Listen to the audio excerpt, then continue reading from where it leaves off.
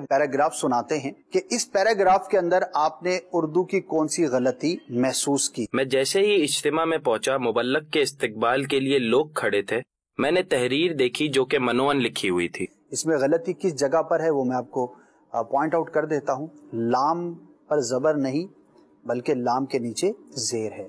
जबर होगा तो मुबल्लग हो जाएगा और जेर होगा तो मुबल्लिग हो जाएगा। तो लफ्ज है मुबल्लिग, ठीक है। दूसरा इन्होंने एक लफ्ज इस्तेमाल किया इस्तकबाल, उसके इस्तकबाल के लिए। तो ये इस्तकबाल नहीं होता, तो स्क्रीन पे आप देख भी रहे हैं।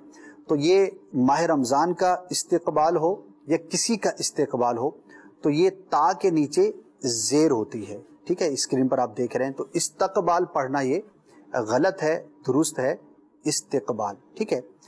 और तीसरा था कि इन्होंने कहा कि मनोआन, मन नहीं बल्कि यहाँ पर मिन है मीम के जेर के साथ। तो ये भी बकसरत यूज किया जाता है, मनोआन जो है वो कह रहे होते हैं।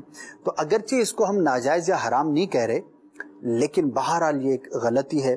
और अगर वाकई आप अपनी गुफ्तगू को और अपनी उर्दू को बेहतर करना चाहते हैं तो इन बातों का हमें ख्याल रखना होगा। और एक और था इज्तमा कहा गया। अच्छा, ये भी बकसरत गलत बोला जाता है। आज के इज्तमा में बड़ा मजा आया है, वो इज्तमा में आए, बाज इज्तमा कह रहे होते हैं। तो ये भी ता के नीचे जेर के साथ है। सुन्नतों भरा इज्तिमा, मैं इज्तिमा में शामिल हुआ, फलां जगह पर बहुत जबरदस्त इज्तिमा था।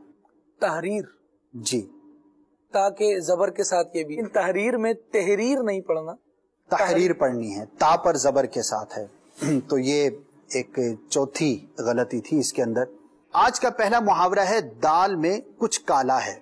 ये मुहावरा कैसे बना? असल में जिन दिनों ये मुहावरा तरतीब दिया गया या हमारे मुआशरे के अंदर आम हुआ, चंद दहाइयों पहले की बात है, उस जमाने के अंदर जो लोग दाल ज्यादा इस्तेमाल किया करते थे तो उनके पास ज्यादा रकम नहीं हुआ करती थी। ये गरीब लोगों की, आज भी बोलते हैं कि दाल दलिए चल रहे हैं, कि दाल गुर्बत की अलामत करार दी जाती है। अच्छा, उस जमाने में चूंकि गरीब लोग दाल पकाया करते थे तो उनके पास उसमें मजीद ऐड करने के लिए जो है वो गरम मसाला या जो ये काली मिर्च होती है ये नहीं हुआ करती थी कि उसके अंदर मजीद कुछ चीजों का एडिशन करें कि उसका जायका मजीद बेहतर हो जाए। तो उसको धोकर वैसे ही पका लिया जाता था। अगर दाल के अंदर कोई काली चीज नजर आती थी तो वो शक की अलामत समझी जाती थी कि हमने तो कुछ नहीं डाला, लेकिन ये दाल में काली काली चीज कहां से आ गई। तो वहीं से ये मुआशरे के अंदर ये मुहावरा आम हो गया कि यार दाल में कुछ काला है, यानी कि शक के मौके पर यह बात की जाती है। एक और जुमला है, मुहावरा है कि आपकी दाल नहीं गलेगी या उसकी दाल नहीं गलेगी। इसके बारे में बड़ी प्यारी एक दिलचस्प वजाहत की है कि उस जमाने के अंदर चूंकि दाल जो है वो ज़ाहिर के लकड़ियों पर और ईंधन पर इस तरह से पकाई जाती थी, तो जिसके पास ईंधन कम होता था तो उसकी दाल नहीं गलती थी, यानी कि थोड़ी बहुत कच्ची ही रह जाती थी और वो उसी तरह से उसको खाया करते थे। यानी कि दाल का गलना काम का पूरा होना और दाल का न गलना काम का नामुकम्मल रह जाना। इसी से ये मुहावरा जो है वो आम हो गया कि भाई आपकी दाल नहीं गलेगी, यानी कि आपका काम नहीं होने वाला, जो मुहज्जब नहीं है। वो जुमला है आज का, अरे यार। आमतौर पर लोग बात करते हैं तो कहते हैं अरे यार ये काम यूं हो गया है, अबे यार ये काम यूं हो गया। अच्छा, ये बड़ा अजीब लगता है ना। किसी मुहज्जब आदमी से वो बात अच्छी नहीं लग रही, इसका मतलब है वो बात ही अच्छी नहीं है जी, जब भी तो बुरी लग रही है।